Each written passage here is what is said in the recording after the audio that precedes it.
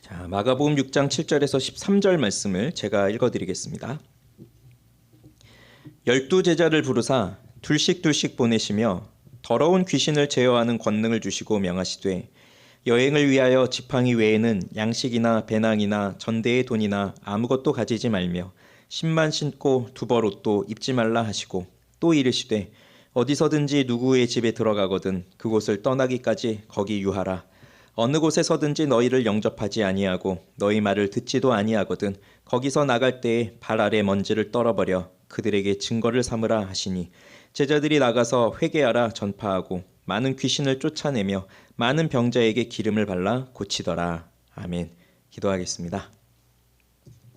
하나님 아버지 감사합니다. 오늘 주님 앞에 또 나아오는 저희들 아버지께서 불쌍히 여겨주시고 또 이제 듣는 이 말씀 우리의 귀를 여시고 마음을 여셔서 집중하여 말씀을 들을 수 있도록 도와주시옵소서. 여러 가지 생각들, 여러 가지 일들이 머릿속에 맴돌고 있습니다.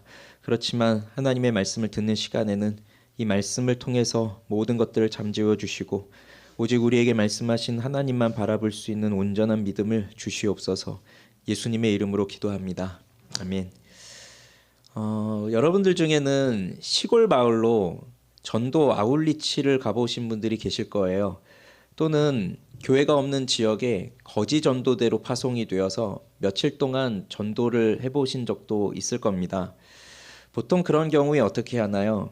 지도부에서는 전도대를 짭니다. 둘씩 짝을 지어서 내보냅니다. 그리고 내가 사는 지역이 아니니까 잘 모르는 지역이죠. 지도를 받아서 그 지도를 보면서 한 집 한 집을 다닙니다. 갈 때는 많은 짐도 필요 없습니다. 최소한의 것만 들고 가죠. 전도지, 그리고 성경책, 또 그 전도하는 사람에게 줄 전도 선물, 이 정도만 들고 갑니다. 그리고 들어가는 그 집에서 쫓아내면 들어가지 못하고 나오는 것이고, 또 환대를 해주고 받아주면 또 그곳에 들어가서 주는 대로 또 받고 또 나옵니다. 이런 것들이 이제 우리 보통 아울리치 가서 또 거지 전도 여행을 하면서 이렇게 하는 것인데, 생각해 보면 참 무모한 것 같아요. 알지도 모르는 사람 집에 들어가서 또 염치 없이 또 뭐 주는 거 먹고 뭐 이렇게 나오는 게, 그리고 누가 문을 열어줄까? 다들 뭐 문전박대하겠지 뭐 이런 생각을 하지만, 근데 이걸 경험한 사람들은 내년에도 또 가겠다고 합니다.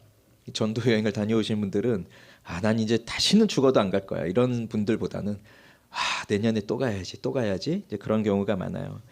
왜냐하면 굉장히 무모해 보이지만 막상 해보니까 이게 되는 걸 또 보잖아요. 또 거기서 예수님을 믿는 사람들을 또 본단 말이죠. 그런데 뭐 어떤 분들은 이런 경험이 전혀 없는 분들도 계실 겁니다. 괜찮습니다. 오히려 오늘 이 본문이 그런 아울리치에 대한 경험이 없는 분들이 이해하기가 더 좋을 것 같다는 생각이 들어요. 왜냐하면 우리는 이 본문을 가지고 보통 아울리치 때 아니면 그 전도대를 파송할 때 보통 이 본문으로 설교를 하다 보니까 이 본문과 아울리치 또는 전도 이런 거하고 자꾸 이렇게 연관을 시키거든요. 그러다 보면 거기에만 이제 몰입이 돼서 이 말씀이 또 나사렛에서 있은 이유로 또 이 이야기가 여기 기록된 이유를 제대로 보기가 어려울 때도 많아요. 그래서 우리는 이 본문을 단순히 아울리치를 가기 위해서 전도대원들을 파송할 때 용기를 북돋아주고 사기를 진작시키기 위해서 이 본문으로 설교하는 그런 내용으로 보지 마시고, 예수님께서 12제자를 부르시고 이들을 보내시는데 그때 무엇을 명하셨는지를 보면서, 그럼 이것이 이 제자들 그리고 지금 우리들에게는 어떻게 이것들이 나타나고 또 우리 인생에 어떠한 변화를 주고 있는지 그것을 생각해 보면 좋을 것 같아요. 자, 7절을 우리 같이 한번 읽어봅시다. 7절입니다. 12제자를 부르사 둘씩 보내시며 더러운 귀신을 제어하는 권능을 주시고. 자, 이 7절을 보시면 우리 눈에 띄는 동사가 보일 겁니다. 세 가지가 나와요. 부르사, 보내시며, 주시고 이렇게 되어 있습니다. 부르사, 그다음 원어를 보면 보내기를 시작하시며 이렇게 되어 있어요. 보낸다는 건 부정사고 시작한다는 말이 이제 부르시고 또 보내기를 시작하시고 그 다음에 권능을 주시고 이렇게 이제 세 가지 동사로 나오고 있습니다. 이 순서대로 이제 보면서 그리스도인의 삶이 무엇인지 또 그리스도인은 어떠한 사람인지를 좀 보겠어요. 첫째는 부르심인데 예수님이 12제자를 부르셨습니다. 12제자를 부르시는 장면은 이미 마가복음 3장에서 나왔었어요. 그리고 이 제자들이 예수님으로부터 부름을 받았고 예수님을 따라다니면서 예수님이 하시는 많은 일들을 보았습니다. 예수님이 하는 가르침을 들었습니다. 그런데 이들은 아직도 예수님이 누구인지 예수님의 사역이 뭔지 정확하게 이해를 할 수 없기 때문에 여전히 많은 질문을 갖고 있고 또 예수님의 정체에 대해서 이분이 도대체 누구이신가, 그래서 이 앞에 5장만 보더라도 그가 누구이시길래 바람과 바다도 순종하는 거 뭐 이런 이제 의문들을 품는단 말이에요. 그래서 한쪽 마음에서는 예수님이 우리를 구원하러 오신 메시아구나라는 기대감도 갖고 있지만 또 한편에서는 이분이 정말 메시아가 맞을까 이런 의심도 갖고 있는, 그것이 교차하는 가운데 예수님을 따라다니는 그 제자들이었습니다. 자, 그 제자들을 예수님이 부르셨다는 거예요. 자, 예수님께서 이 12명의 제자를 왜 부르셨을까요? 사람들이 제자를 삼는 경우를 한번 생각을 해볼까요? 아주 뛰어난 스승이 있다고 해보세요. 그러면 사람들이 그를 찾아가죠. 그래서 나를 제자로 삼아 주십시오. 나에게 좀 가르침을 주십시오. 이렇게 하면서 찾아와서 제자가 됩니다. 또는 내가 깨달은 진리가 너무나 커요. 아니면 내가 가지고 있는 뭐 기술이라든지 뭐 비법들이 있어요. 내가 죽으면 이게 전수가 되지 않을 것 같아요. 그러면 제자를 삼죠. 가족이 됐든 후손이 됐든 아니면 다른 사람이든 제자를 삼아서 내가 깨달은 진리라든지 내가 가지고 있는 이 기술들을 또 계속 이어지게 전파를 해야 되죠. 그런 식으로 이제 사람들은 보통 이 세상에서 제자를 삼고 그리고 가르치고 뭐 이어가게 합니다. 그런데 예수님께서 제자들을 부르셨다는 것은 이것과는 좀 다른 차원의 것이에요. 여기서 중요한 것은 부르셨다는 겁니다. 부르셨다는 거. 당시에도 스승들, 그러니까 랍비들, 그러니까 선생들이 많았죠. 랍비들이 많았어요. 그러면 이 당시에도 진리를 알고 싶은 사람들, 종교를 알고 싶은 사람들, 사람으로서 마땅히 가야 될 길을 알고 싶은 사람들, 그리고 정치적으로 이 세상을 어떻게 안정적으로 이끌어가야 될까 그런 지도자가 되고 싶은 사람들, 그런 꿈을 갖고 있는 사람들이 많이 있었을 텐데, 그런데 이것이 하루아침에 되는 일은 아니니까 이런 뜻이 있는 사람들은 어릴 때부터 좋은 스승을 찾아다니죠. 오늘날도 학원을 갈 때 그냥 보내지 않잖아요. 어디 학원을 가야 어느 선생이 잘 가르치고 이런 걸 다 파악한 다음에 우리 아이들을 보내듯이 이 당시에도 그렇지 않았겠어요? 그러니 이 당시에 랍비를 찾아갈 때에는 내가 그에게 배우겠다고 하는 결단을 가지고 찾아가서 스스로 제자가 됩니다. 그러나 예수님의 12제자인 이 사람들의 삶을 보면, 예수님 만나기 전의 삶을 보면 이들은 뭐 그런 꿈도 없었던 사람들이에요. 그냥 호수에서 고기 잡고 뭐 또는 세리였던 사람은 그냥 세관 일을 맡아서 또 하는 것이었고 그렇게 살던 사람들이었는데 특징은 예수님이 찾아가서 부르셨다는 거죠. 그것이 다른 점입니다. 내가 이런 뜻이 있으니 예수님 나를 받아주세요. 그것보다도 예수님이 가서 나를 따르라 이렇게 찾아가서 불러주셨다는 거예요. 그게 좀 다른 점입니다. 그러면 예수님이 부르셨다는 것을 우리는 선택이라고도 말할 수 있겠죠. 선택. 그래서 바울도 갈라디아서에 보면 내 어머니의 태로부터 나를 택정하시고 나를 부르시니가 은혜로 나를 부르시니가 이방인에게 그를 이방인에게 전하게 하기 위하여 나를 은혜로 부르셨다. 그렇게 고백을 하는데 거기도 택정하셨다, 택하셨다 그렇게 고백을 하거든요. 그러니 바울도 자신을 하나님께서 택하셨다고 하고 있는 것처럼 여기 제자들을 부르셨다는 것은 곧 택하신 거예요. 선택하신 거예요. 생각해 보십시오. 이 당시 2000년 전에 팔레스타인에 얼마나 많은 사람이 있었겠습니까? 그 많은 사람들 중에서 12명을 택한 거예요. 예수님께서. 이 12명도 내가 오늘 아침에 나가서 갈릴리 호수에 고기 잡는 사람, 내가 그 어부들도 많겠지만 그 중에 내가 첫 번째로 만나는 사람을 내 제자로 삼으리라 하고 가셔서 우연히 만난 게 아니라 이미 창세 전에 선택하신 거예요. 예수님께서 그 제자들을. 그래서 찾아가신 겁니다. 그럼 왜 택하셨느냐? 무슨 이유 때문에 찾아가셨느냐? 뭐 멀리서 보지 말고 마가복음에서 찾아보면 3장 14절에 보면요. 이에 12를 세우셨으니 이는 자기와 함께 있게 하시고 또 보내사 전도도 하며라고 그 이유를 말씀하세요. 첫 번째로 나오는 이유가 자기와 함께 있게 하시려고입니다. 예수님이 제자를 부르신 이유는 자기와 함께 있게 하시려고. 수많은 사람들이 예수님을 따릅니다. 자, 그 사람들이 예수님의 기적을 보고 구경하고 어떤 사람은 예수님이 직접 내 손에 손을 대시면서 나를 고쳐주시고 이런 경험들을 하지만 그 사람들이 자신의 일생 속에서 예수님을 몇 번이나 만났을까요? 뭐 작정하고 예수님을 계속 따라다니는 사람이야 뭐 계속 볼 수 있겠지만 그런데 이제 그냥 구경하는 사람은 한 번 보고 아마 평생 딱 한 번 보고 끝났을 수도 있어요. 그러니 그런 사람들과 함께 있고자 하는 사람들은 다른 사람들이죠. 제자들의 입장에서도 생각해 보면 우리도 이제 이번 주에 참 독감 많이 걸리시더라고요. 지난주부터 해서 한 2, 3주 동안 독감을 차례대로 이제 걸리고 계시고 한데 몸이 아프면 우리는 자연스럽게 의사를 찾아가잖아요. 그럼 이제 어느 병원을 가면 좋을까? 그것도 궁금하잖아요. 이왕이면 잘 낫게 하고 좋은 약 주고 잘 고쳐주는 의사를 찾아가고 싶잖아요. 그럼 그걸 알고 그런 병원을 알고 의사를 아는 그 정보도 굉장히 중요한데 또 나를 만나줘서 나를 치료해 준다는 것도 얼마나 또 좋은 일입니까? 그런데 그 사람하고 우리가 뭐 늘상 함께 있는 건 아니잖아요. 늘 함께 있는 건 아니잖아요. 필요할 때만 만나는 거잖아요. 그럼 병자들은 예수님을 자기가 필요하니까 내 병을 고쳐주기 위해서 만났다고 한다면 그리고 병이 나았으면 뭐 그걸로 이제 끝일 수도 있지만 이 제자들의 입장에서 본다면 그냥 한 번 만나고 끝난 게 아니라 계속 있는 거예요. 예수님이. 그러면 함께 있다는 건 뭘까요? 자, 여러분 생각해 보십시오. 예수님이 나와 함께 있고 싶으셔서 오늘 나를 여기에 부르셨다라고 한다면 그게 위로가 되세요? 아니면 부담이 되세요? 자, 위로가 된다면 이게 위로가 돼야 되는 겁니다. 결론을 말씀드리면 위로가 되는 이유는 예수님이 나와 함께 있고 싶다는 건 사랑하신다는 거예요. 부담이 된다는 건 예수님이 나와 함께 있고 싶다는 게 나한테 일 시키시려고 하는 거구나 이런 생각이 드니까 부담스럽죠. 근데 예수님은요 우리와 함께 있고 싶으신 이유가 사랑하셔서예요. 일을 시키시려고가 아니라.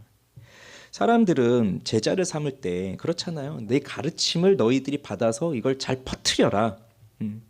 그리고 뭐 요즘에 그렇지 않습니까? 그 제자들을 뽑아가지고 그 연구를 하고 하는데 뭐 나 혼자서 할 수 없으니까 이 제자들을 시켜서 일정량을 또 맡기고 그러면서 또 프로젝트를 하고 근데 이름은 또 이제 내가 내는 거고 뭐 이런 식으로 제자들을 이제 쓰잖아요.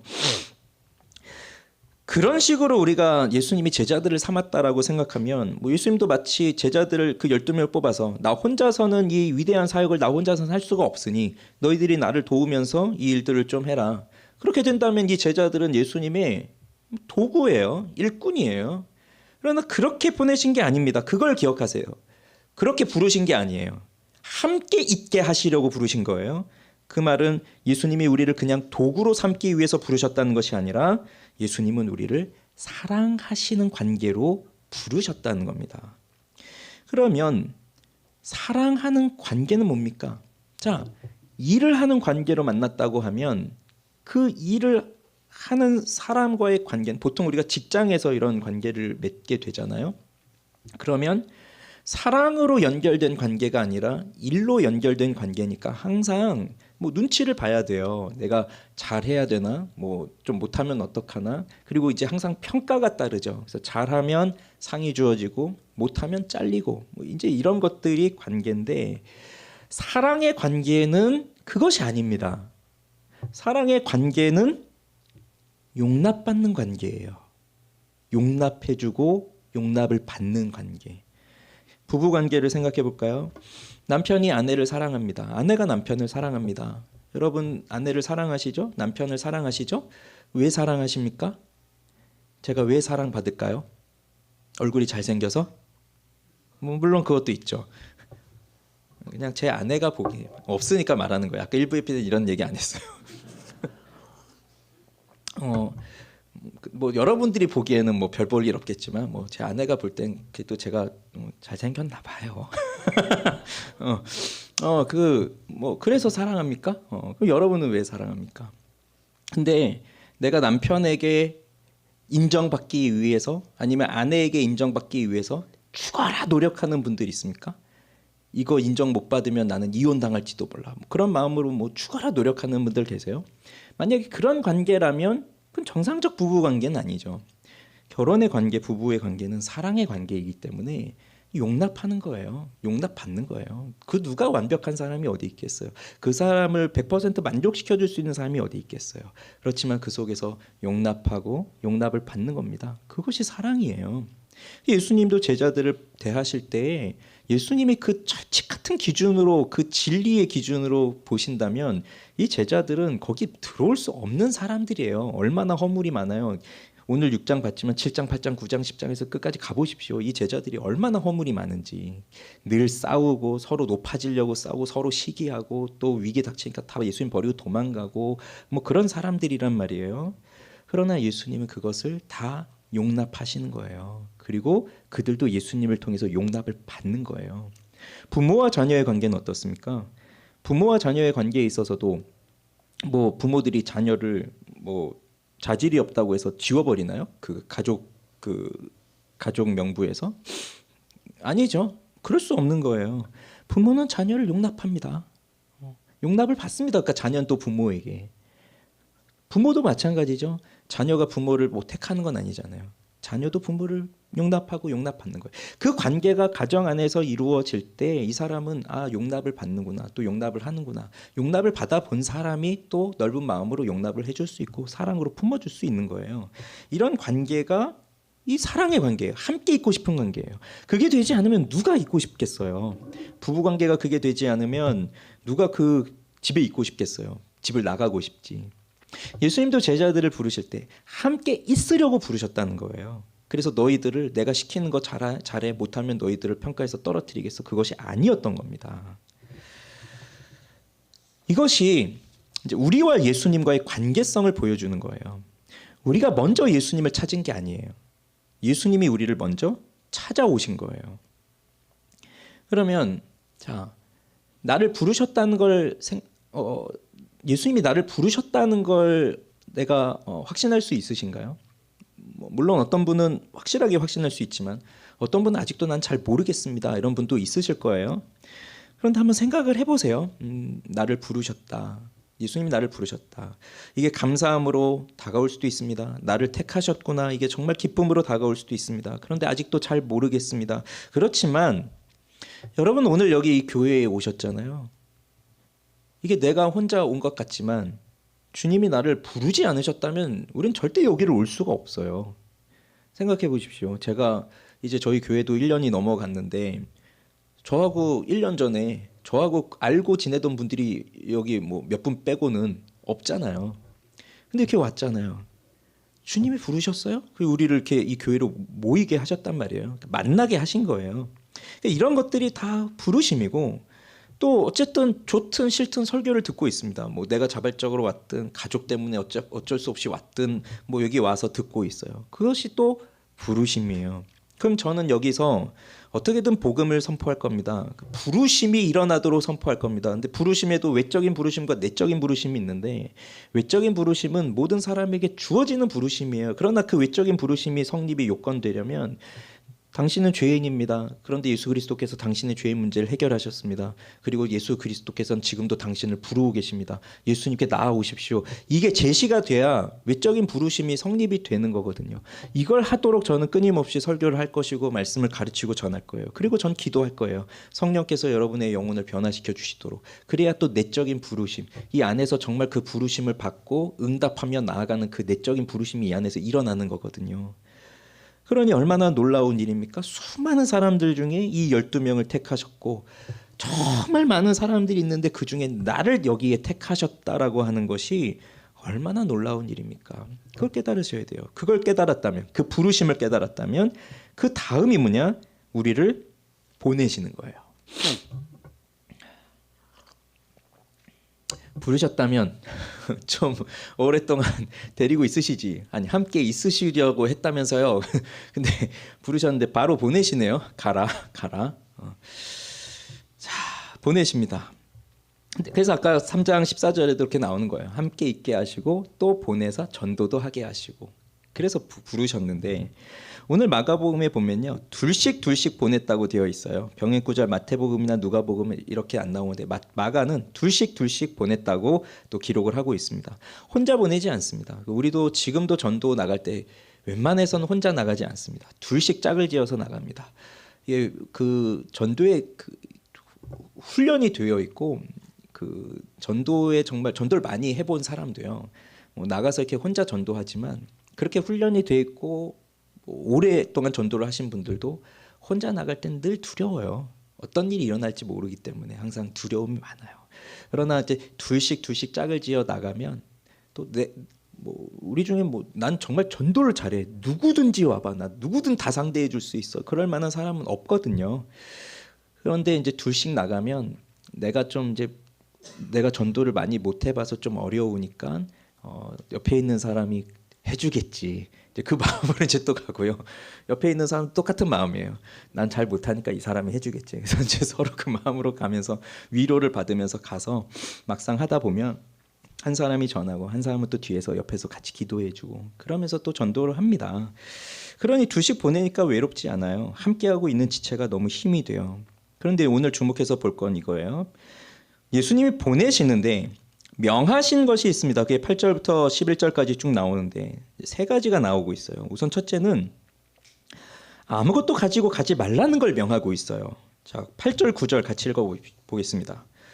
명하시되 여행을 위하여 지팡이 외에는 양식이나 배낭이나 전대의 돈이나 아무것도 가지지 말며 신만 신고 두벌옷도 입지 말라 하시고. 요즘 MBTI 많이 하시니까 자 MBTI에서 맨 마지막에 거 P냐 J냐. J인 사람들은 오늘 이 말씀을 듣고 이 말씀에 순종하기가 쉬울까요? 저는 뒤가 P인데 P인 저도 이런 말씀에 순종하라고 한다면 쉽진 않을 거예요. 보통 여행 갈 때 어떻게 합니까? 사람마다 차이는 있긴 하겠지만 J인 사람들은 엄청난 계획성이 있고 일정만 계획을 짜는 게 아니라 준비물도 아주 철저하지 않아요? 그래서 이것 옷은 또 요일별로 이 옷 위아래 그 양말까지 다 쫙탁탁 맞추고 그렇게 하지 않으십니까? 예. 여긴 다 P만 계신가요? 제가 그 학교 다닐 때 옛날에 어릴 때 학교에서 야영을 갔어요. 1박 2일 캠프로. 그래서 텐트를 치고 야영을 하는데 갑자기 밤에 비가 내리는 거예요. 예보가 없었는데 엄청난 폭우가 쏟아졌어요. 이렇게 뭐라 그러나요? 텐트 위에 비 가리는 거. 그런 것도 안 치고 그냥 텐트만 쳤는데 요즘 텐트 아니고 옛날이니까 더 허술하잖아요. 밑에서는 그 흙바닥이니까 물이 또 밑에서 막 올라오고 위에서 물이 막 쏟아져서 누워서 자는데 온몸이 물에 젖은 거예요. 옷도 속옷까지 다. 그리고 이제 1박 2일을 보냈던 건데 제가 그 이후로 여행을 간다, 수련회를 간다, 어디를 간다 항상 속옷과 양말은 두세 개씩 더 챙겨 갑니다. 부피가 나더라도 무슨 일이 발생할지 모르니까 그렇게 이제 가요. 근데 저 대학 때 IBF 수련회를 갔는데 일주일짜리 수련회인데 친구가 이제 왔어요. 근데 저는 이만한 가방을 메고 이제 일주일 동안 가니까 갔는데 작은 가방 하나 메고 왔더라고요. 그래서 야, 넌 가방이 어딨니? 했더니 이게 다야. 옷은 하나씩 벗으면 돼. 근데 그게 남자가 아니라 여자애였어요.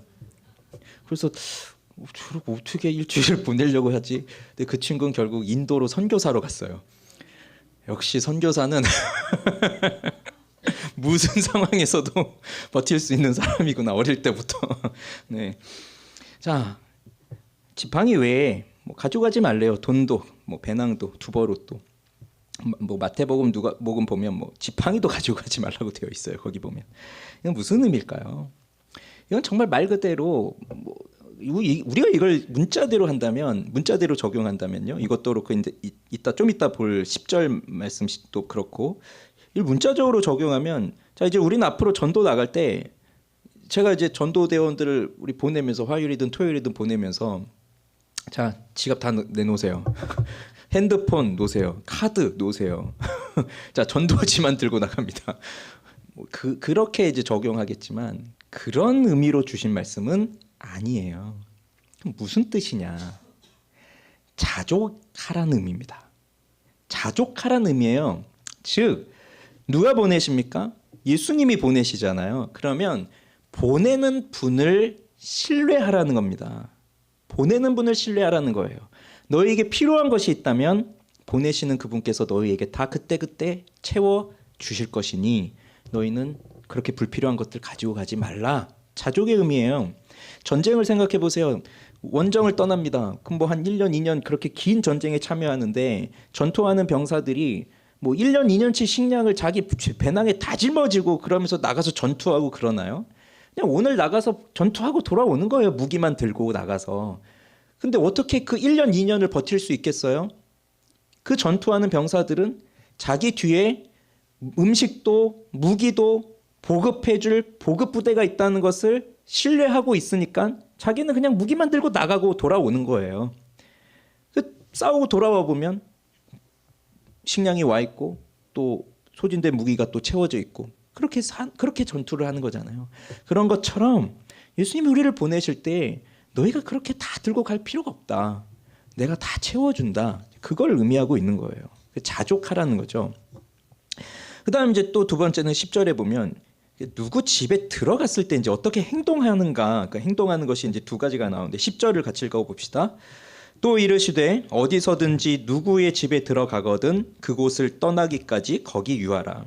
이것 또한 마찬가지예요. 오늘날의 문화에서 생각해 보지 마시고 이 당시 팔레스타인 문화에서 생각을 해본다면 나그네를 환대하는 문화가 있습니다. 뭐 오늘날은 이렇게 누가 이렇게 돌아다니는 여행객들이 있는데 우리 집에 오셔서 우리 집에서 묵으십시오. 뭐 그럴 수 없잖아요. 근데 이 당시는 율법에도 나그네를 대접하라고 하는 법이 많이 있기 때문에 그렇게 환대해 주는 거예요. 영접하고 음식도 주고 재워주고 그렇게 해요.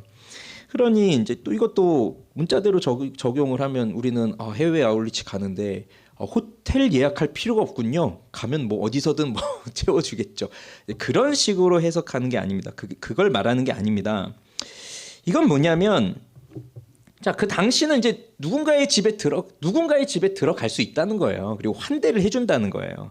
그래서 그 집에 들어갔다면 그 마을을 떠나기까지는 계속해서 그 집에 머물러라. 그 말을 하고 있는 겁니다.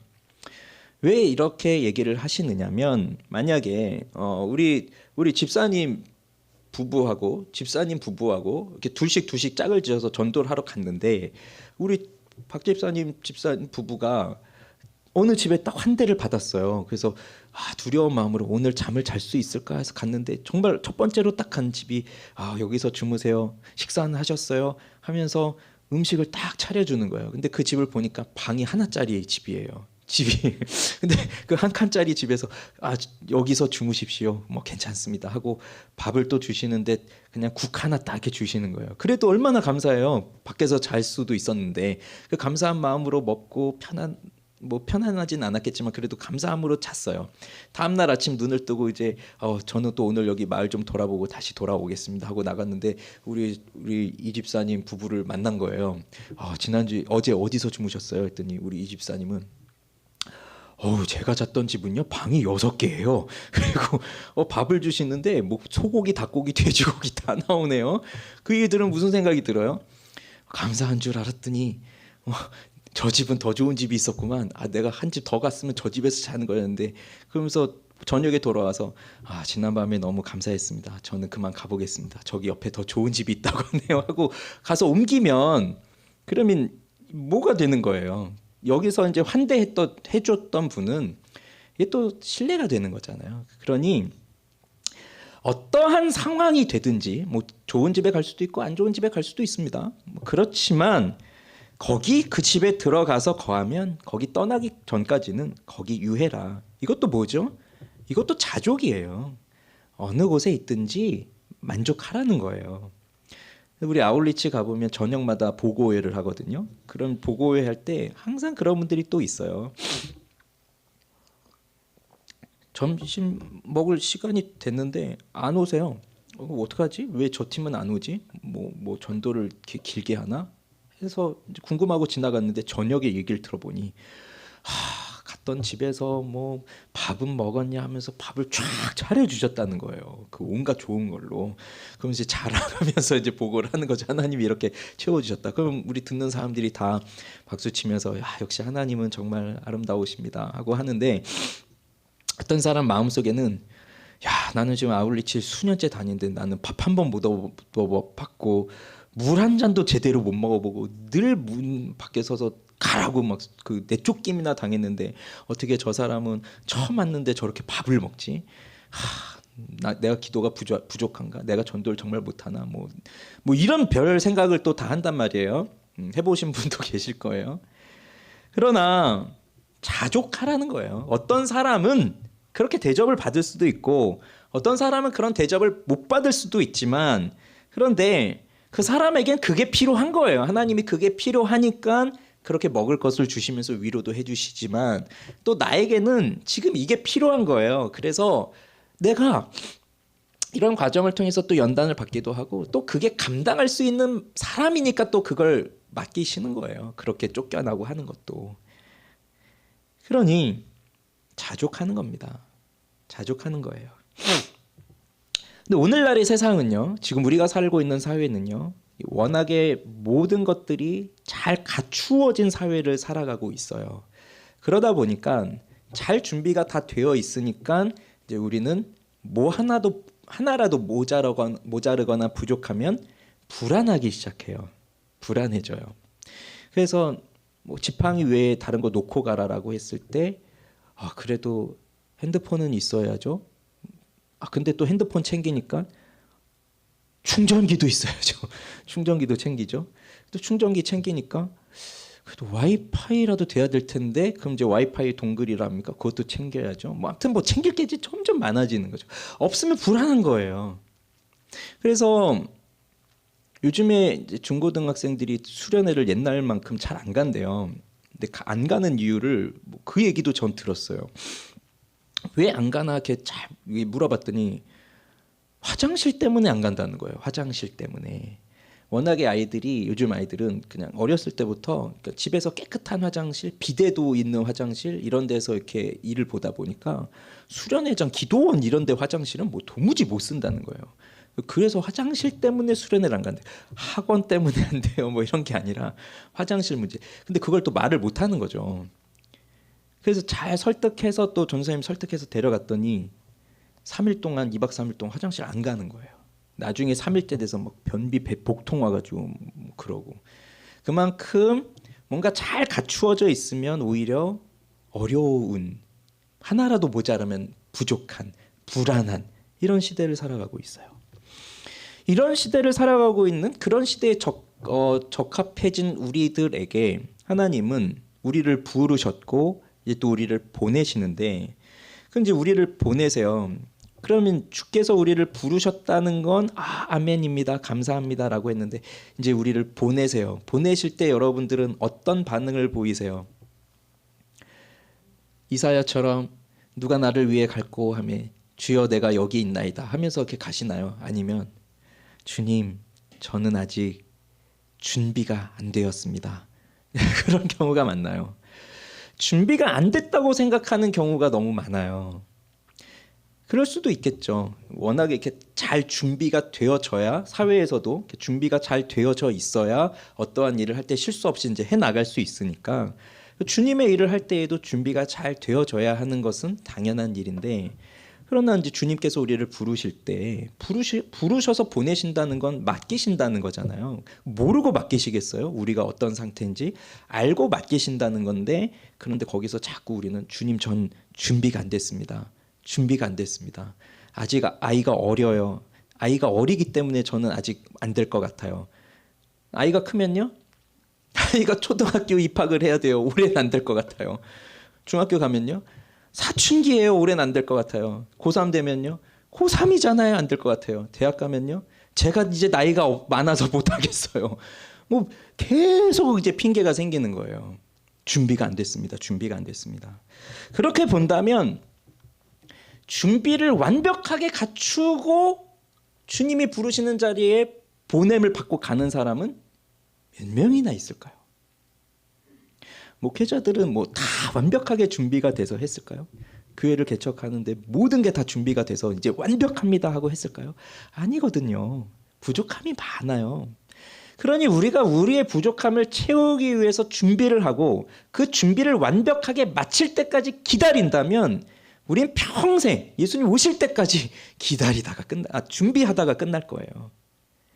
우리 주님이 그걸 다 아신단 말이에요. 우리가 어디가 부족한지. 그걸 알면서도 우리를 보내신 거예요. 그러니 주님을 신뢰하라는 겁니다. 내 힘으로 한다는 게 아니에요. 신뢰하라는 거예요.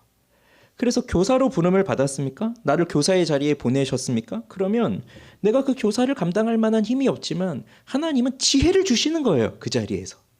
내가 뭐 리더로 섬김을 하고 있습니까? 그러면 난 그렇게 할 수 있을 만한 사람은 아니지만 또 그렇게 할 수 있도록 하나님이 또 은혜를 주세요. 얼마 전에 이렇게 교회에 뭘 섬길 것인가 이렇게 쭉 뭐 신청하라고 했잖아요. 근데 이 식사 섬김 하시는 분들은 많이 거의 없으셨어요. 그래서 예전에 하시던 분들이 그냥 이제 한 팀 정도 이제 새로 들어왔나 뭐 이렇게 됐는데 어렵죠. 식사 섬김 너무 어렵죠. 근데 주님께 구해 보세요. 그러면 주님이 갑자기 내 요리 실력을 백종원급으로 올려 주시지는 않겠지만 뭐 그런 일은 일어나지 않겠지만 그렇지만 이 수십 명의 인원을 먹일 수 있는 그 지혜는 주신단 말이죠. 아 이렇게 하면 되겠구나. 네. 다 채워주시는 거예요.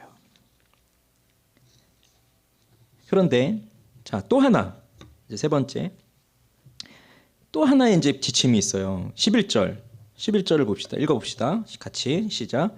어느 곳에 서든지 너희를 영접하지 아니하고 너희 말을 듣지도 아니하거든 거기서 나갈 때에 발 아래 먼지를 떨어버려 그들에게 증거를 삼으라 하시니. 갔는데 이제 어떤 집은 이렇게 받아주고 환대를 해줬는데 여기는 영접을 안 해준 거예요. 말도 듣지 않는 거예요. 그러면 나가라는 거거든요. 거기서 나가는데 그냥 가지 말고 발에 있는 먼지를 다 떨어버리래요. 증거를 삼으래요. 이건 쉽게 말하면 저주를 퍼붓는 모습 같잖아요. 근데 이것도 이런 배경이 있습니다. 이 유대인들은 하나님께 부름을 받은 그 정결한 민족이라 생각하기 때문에 택함 받은 민족이라 생각하기 때문에 자신들을 정결하게 지켜가는 그 정결 예법이 많이 있었어요. 근데 이들이 이제 이스라엘 땅이 아닌 다른 이방의 땅에 가게 되면 그 이방인들이 사는 곳이니까 거기는 부정한 거예요. 그래서 거기를 여행하고 돌아오게 되면 이제 다시 그 예루살렘에 또 이 유대 땅에 들어오게 될 때는 그 이방인들의 먼지가 묻어 있는 걸 다 털어버리고 그 다음에 이 땅을 밟는 거예요. 그렇지 않으면 이 땅이 더럽혀지게 되니까 이제 그런 것 속에서 이제 이걸 본다면 이 행동을 한다는 건 무슨 의미가 있는 겁니까?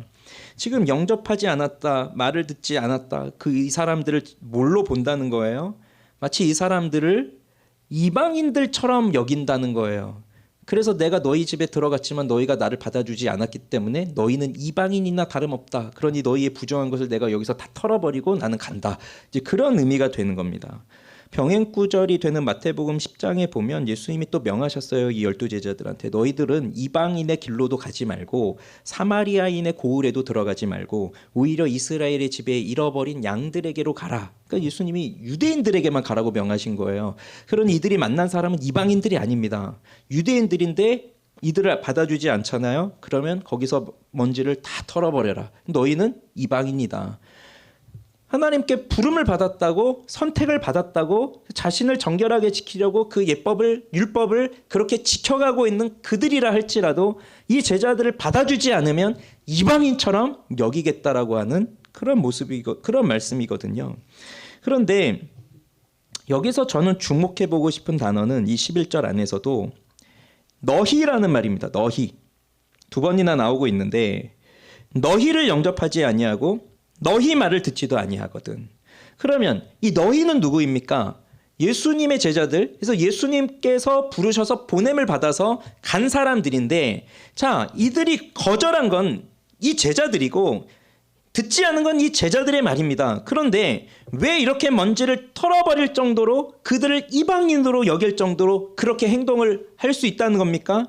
너희를 영접하지 않는다는 건 곧 누구를 영접하지 않는다는 겁니까? 나를 영접하지 않는다는 겁니다. 너희들의 말을 듣지 않는다는 것은 곧 내 말을 듣지 않는다는 것입니다.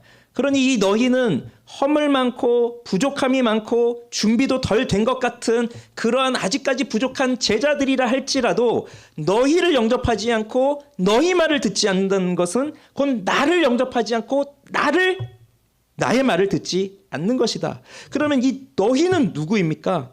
너희는 바로 보낸 자, 즉 예수 그리스도를 대신하는 자들인 거예요. 그래서 우리는 그리스도의 뭐라고 보통 표현을 많이 합니까? 그리스도의 대사라는 말을 우린 종종 해요. 그리스도의 대사 아시죠? 나라를 대표해서 그 외교를 집행하는 그 최고 직급이 대사잖아요. 이 대사는 국가의 원수를 대표해서 거기 가 있는 거예요. 그것처럼 예수를 대신하여서 내가 여기서 이 일을 하고 있다는 거죠. 그걸 우리 주님께서 명하고 계신 거예요. 너희를 받아주지 않는다. 너희 말을 듣지 않는다. 그것은 단순히 너희를 거절하는 것이 아니다. 나를 거절하는 것이다. 너희는 나를 대신해서 가는 나의 대사이기 때문에 그렇다. 근데 우리가 무엇이길래 그 자리에 세우십니까? 그냥 단순한 일꾼이 아니라는 겁니다. 단순히 도구가 아니라는 겁니다. 예수님과 동일하게 우리는 그 위치에 가서 그 일을 한다는 것이에요. 그리고 너희를 영접하지 아니하거든 너희 말을 듣지 않거든 그 말은 예수님께서 우리를 보내실 때 결코 빈손으로 보내지 않으신다는 거예요. 그걸 확증해 주고 있는 거예요. 그러면서 우리에게 그리스도를 대신할 수 있는 그 무언가를 우리에게 확실히 주시겠다고 하는 것인데 그게 이제 오늘의 세 번째 무엇입니까? 권능을 주신다는 거예요. 7절을 다시 볼까요? 7절 다시 읽어봅시다. 12제자를 부르사 둘씩 보내시며 더러운 귀신을 제어하는 권능을 주시고. 근데 여기 권능을 주시는데 더러운 귀신을 제어하는 권능을 주신다고 되어 있어요. 그러면 이 더러운 귀신을 제어하는 권능은 원래 누가 가지고 계신 겁니까? 이 권능은 예수님이 가지고 계신 권능이에요. 그래서 예수님께서 공생의 사역을 시작하실 때 가장 먼저 대표적으로 하셨던 일들이 병자들의 병을 고치시고 귀신 들린 자들을 고치시면서 귀신을 내쫓는 일을 하신단 말이에요. 그럼 이 귀신을 제어하는 것인데 여기 나온 이 귀신이라는 말이 제가 이걸 다 설명할 수 없습니다. 지금 시간이 짧으니까. 그런데 이제 여기 귀신은 우리가 여러분 전설의 고향에서 봤던 그런 귀신을 생각하면 안 됩니다. 여기 귀신은 그런 귀신은 없고요. 여기 귀신은 이게 헬라어에서 보면 영이거든요. 영. 푸뉴마라는 단어가 쓰였어요. 여러분 푸뉴마 하면 보통 성령이 생각날 거예요. 성령은 이제 거룩한 영이에요. 그래서 홀리 스피릿이죠. 거룩한 영인데 마가는 여기서 이 더러운 영을 쓸 때에도 거룩한 영을 쓸 때 쓰는 그 푸뉴마를 동일하게 쓰면서 거룩한이 아니라 이제 더러운이라고 하는 형용사를 붙인 거예요. 그래서 unclean spirit이에요. 그래서 이 더러운 영인데 이 더러운 영들이 하는 일은 뭐냐면 사탄과 함께 이 더러운 영들이 하는 일은 뭐냐면 이들은 육체를 가진 인간은 아니기 때문에 초인간적인 능력으로 하나님의 일을 파괴하는 존재들이에요. 그래서 하나님이 택한 자들이라 할지라도 그들을 우매하고 그들을 미혹하고 그들을 유혹해서 간악한 방법으로 죄를 짓도록 만드는 것이 이 악한 영, 더러운 영들이 하는 일입니다. 그러면 이 당시는 귀신 들린 사람들이 많았다고 치죠. 그러나 지금 우리가 살고 있는 시대는 과학이 발달한 시대니까 우리 여러분 살면서 주변에서 귀신 들린 사람들 보고 그런 적 있으세요? 아마 본 적이 없으실 거예요. 그래서 이건 또 우리 시대하고는 상관이 없겠구나라고 생각을 하겠지만 그러나 이 귀신 들렸다고 하는 것을 무슨 귀신이 들려서 침 질질 흘리고 그런 걸 생각하지 마시고요. 더러운 영에 사로잡혀 있다고 생각을 하신다면 지금 타락한 인간들이 에베소서에도 보면 뭐라고 나옵니까? 공중의 권세 잡은 자를 따르고 불순종의 아들들이 되었다고 하잖아요. 불순종의 영의 아들들이 되었다고 하잖아요.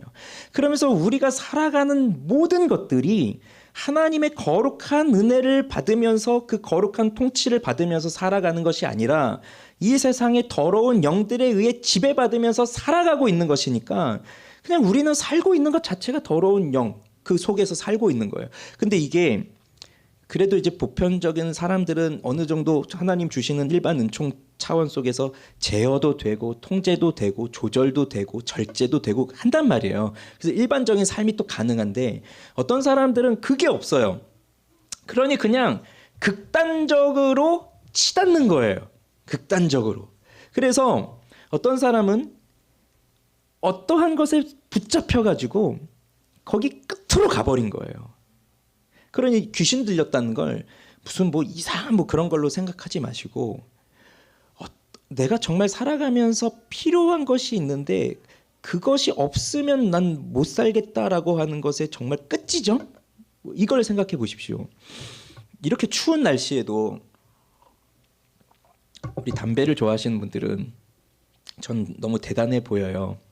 이렇게 밤에 아파트에 지하 주차장 갈 때 보면 항상 그렇게 그 추운데 거기서 슬리퍼 신고 나와서 맨손으로 핸드폰 들고 한 손으로는 담배를 피우시면서 그렇게 쪼그리고 앉아서 담배를 피시는데 저는 뭐 담배를 원래 안 피니까 그런 분들 보면 존경스러워요. 야, 대단한 의지다. 야, 이 추운데 영하 15도에 저렇게 나와서 나 같으면 그냥 이불 속에 있을 텐데 대단하다. 그런 생각이 드는데 왜 그러시겠어요? 뭐 제가 담배를 안 펴서 모르겠지만 그래도 생각을 해보면 그게 즐거움이니까 그런 거 아니겠어요? 뭐 추워도 그것쯤이야. 이 즐거움에 비하면.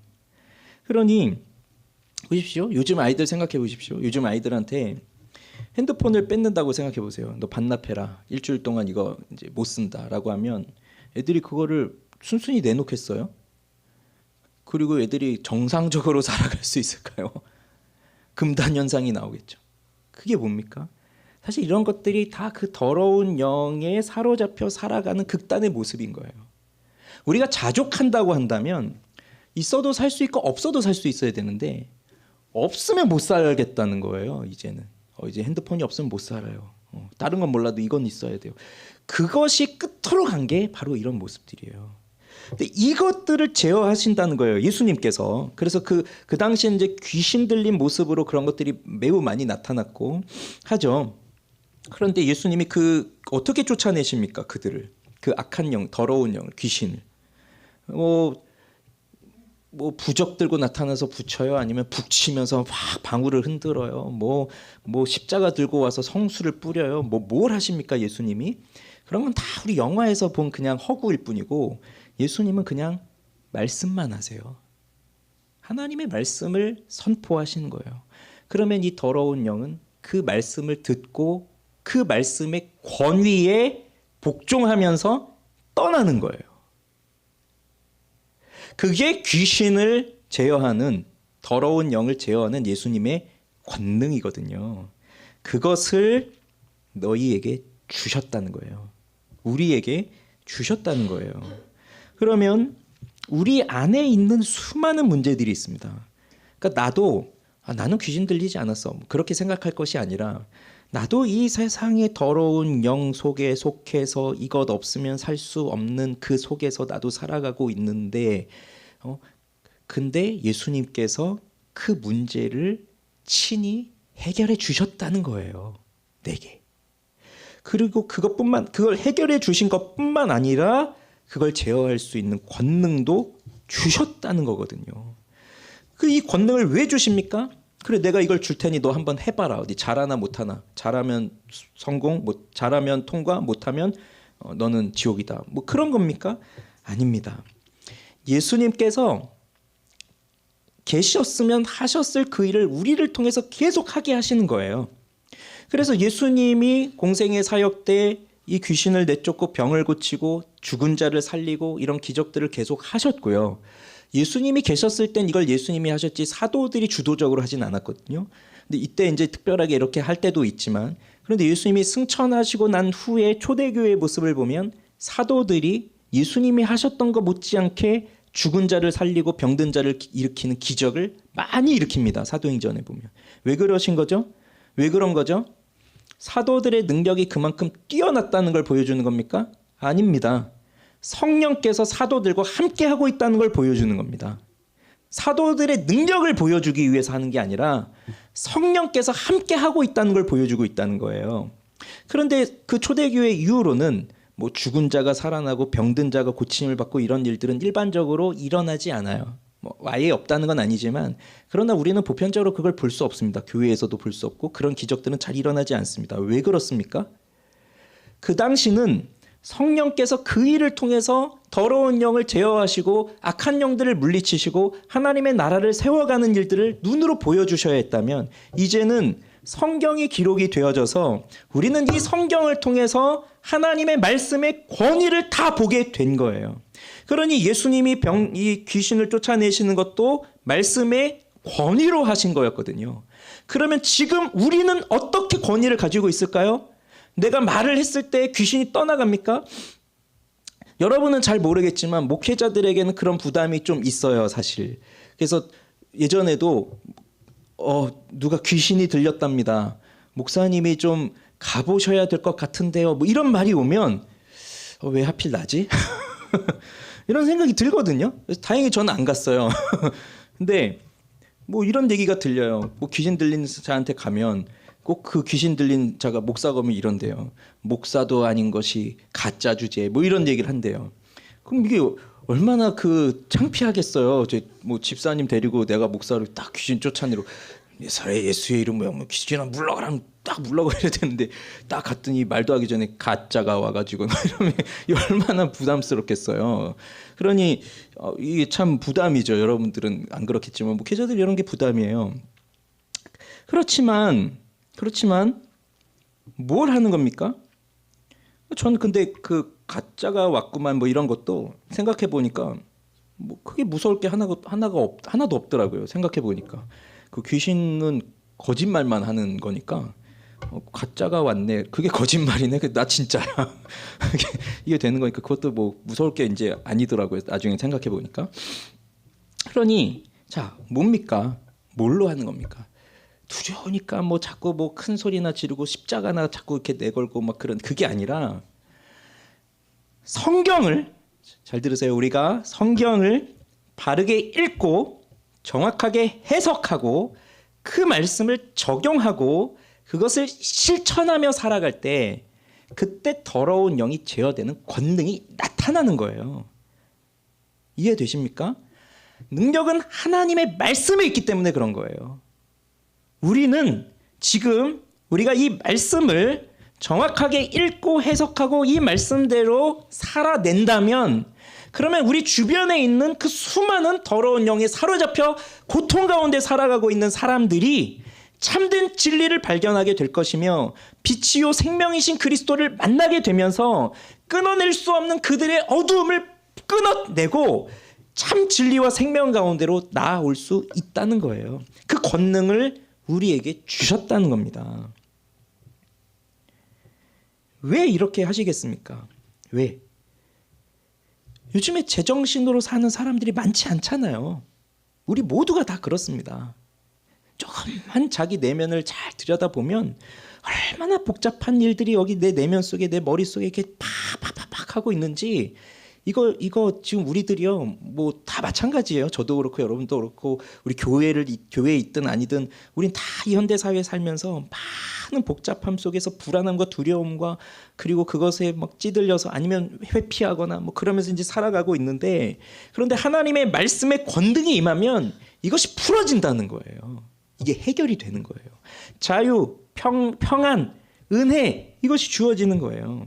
그러면서 베드로전서 2장 9절에 보면 너희는 택하신 족속이요 왕 같은 제사장들이요 거룩한 나라요 그의 소유가 된 백성이니 이는 너희를 어두운 데서 불러내어 그의 기이한 빛에 들어가게 하신 이의 아름다운 덕을 선포하게 하려 하심이라. 그리스도인은 바로 이 일을 하도록 부르시고 보내셨다는 거거든요. 선포하도록.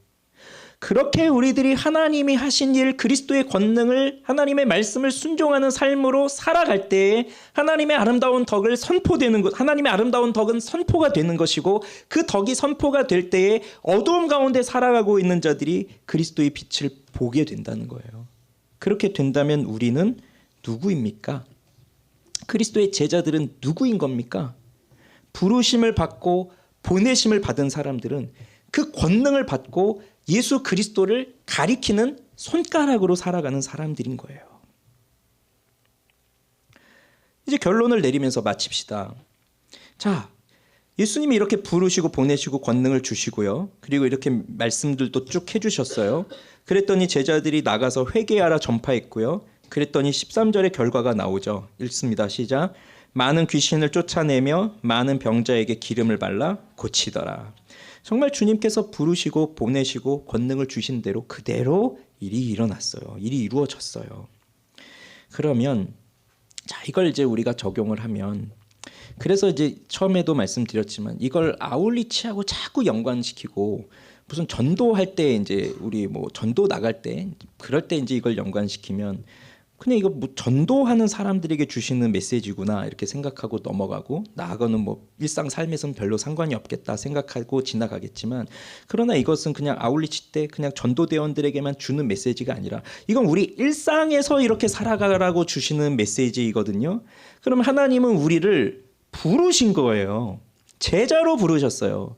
부르셨다면 동시에 또 무엇을 하신 거예요? 우리를 보내시는 거예요.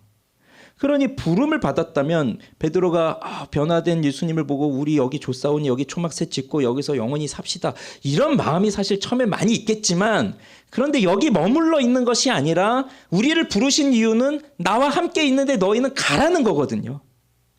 근데 보내는 게 난 여기 있을 테니 너희만 가라 그게 아니라 예수님 우리와 함께 하시잖아요. 성령으로 우리가 어딜 가든지 하나님 예수님 함께 하신단 말이에요. 그래서 가는 거예요. 그러니 부름을 받는 것과 보냄을 받는 것을 분리시켜서 생각하지 마십시오. 부름을 받았다면 곧 보냄을 받은 겁니다. 그래서 하나님이 은혜를 주셨다면 은혜를 주실 땐 항상 사명도 함께 주시는 거예요. 은혜를 주셨는데 너 은혜 받고 이제 평안히 잘 살아라, 그렇게 은혜를 주시는 게 아니라 은혜를 받았다고 하면 넌 이제 이렇게 살아가야 한다, 그 사명을 함께 주시는 거예요. 사명을 모르겠다? 그럼 은혜가 없는 거예요. 그러면 우리를 어디로 보내시겠습니까? 부르셔서 어디로 보내시겠어요? 당연히 세상이죠. 그런데 세상이라는 말만큼 막연한 게 없는 게 없어요. 이것도 세상 저것도 세상이 너무 많아요. 그래서 이걸 기억하십시오. 우리가 부름을 받은 그곳이 바로 보냄을 받은 곳이다, 그렇게 생각하세요. 멀리 갈 필요가 없습니다. 결혼을 어떻게 생각하십니까? 결혼을 물론 내가 선택했죠. 내가 이 사람이 좋으니까 내가 선택한 거예요. 우리 중에는 그리스도인일 때 결혼하신 분도 있고 아닐 때 결혼하신 분도 있지만 결론은 그렇습니다. 내가 선택했잖아요. 내가 좋으니까 내가 선택했어요. 뭐 누가 반대를 해도 내가 선택했어요. 그런데 우리가 예수를 믿는 믿음이 생기니까 이제 뭐라고 고백을 해요? 하나님이 짝지어 주셨습니다. 이건 하나님의 뜻이었습니다. 이제 그렇게 고백을 하잖아요. 내가 선택했지만 결국은 하나님이 또 만나게 하신 거란 말이죠. 그렇다고 한다면 그 관계는 무슨 관계죠? 하나님이 나를 보내셨다는 거예요. 그 가정에 보내신 거예요. 그래서 왜 불만이 왜 없겠습니까? 불만이 자꾸 생기겠죠. 왜 이 집은 이럴까? 뭐 왜 이 말씀드리기도 참 부담스럽지만 그 시월드는 왜 그럴까? 뭐 왜 이 집은 왜 이럴까? 뭐 이런 것들이 막 생겨도 거기에 보내신 거예요. 거기에 이 일을 하라고, 하나님의 말씀대로 사는 걸 보여주라고 보내신 거예요. 자녀들은 어떻습니까? 자녀들은 자녀들도 뭐 내가 선택한 게 아니잖아요. 낳잖아요. 하나님이 태어나게 하셨잖아요. 생명을 하나님이 주셨잖아요. 자녀들 입장에선 더 우울하지 않겠어요? 내가 왜 부모를 선택할 수 없었을까? 그러나 마찬가지죠. 거기에 보내신 거예요. 그래서 이 일을 하게 하신 거예요. 그럼 우리가 있는 지금 회사는 어떻습니까? 지금 다니고 있는 학교는 어떻습니까? 지금 있는 사업장은 어떻습니까? 지금 있는 교회는 어떻습니까? 내가 선택해서 온 것 같지만 하나님이 보내신 거예요. 여기에. 그 말은 우리가 할 일이 있다는 겁니다. 뭐죠? 이 더러운 영을 내쫓는 제어하는 그 권능을 주셨기 때문에 그 일을 하라는 거예요. 거기서. 그럼 무엇으로 한다는 겁니까? 하나님의 말씀을 바르게 읽고 해석하고 적용하고 순종하면서 실천하면서 살아갈 때 그때 권능이 나타나는 거예요. 그래서 나중에 천국에 갔을 때 한번 상상을 해보세요. 천국에 딱 갔는데 내가 그동안 기도했고 내가 그동안 전도했고 내가 그동안 말씀을 가르쳤던 누구도 여기 딱 와서 만나면 얼마나 기쁘겠어요. 그런데 천국에 딱 갔는데 눈 뜨고 보니 아무도 없어요. 나를 만나고 온 사람은 아무도 없어요. 그러면 뭐 천국이니까 비참하고 뭐 그런 건 없겠지만 그래도 얼마나 또 초라하겠어요. 지금 우리에게 주신 이 예수의 권능, 이건 바로 이 주님의 일을 나타내도록, 그래서 정말 많은 사람들이 다들 어렵고 힘들게 정말 정신 못 차리고 그렇게 살아가고 있을 때 우리들이 이 하나님의 말씀을 바르게 읽고 해석하고 적용하고 실천하고 순종하며 살아간다면, 그러면 그건요, 내가 서 있는 자리에서 내가 할 수 있는 일이에요. 내가 있는 자리에서 옆에 사람이 와서 할 수 있는 일이 아니에요. 그러니까 여러분이 있는 그 자리는 여러분만이 하실 수 있는 거지 저기 계신 분이 거기 가서 할 수 있는 건 아니에요. 예. 그렇게 우리를 부르신 거예요.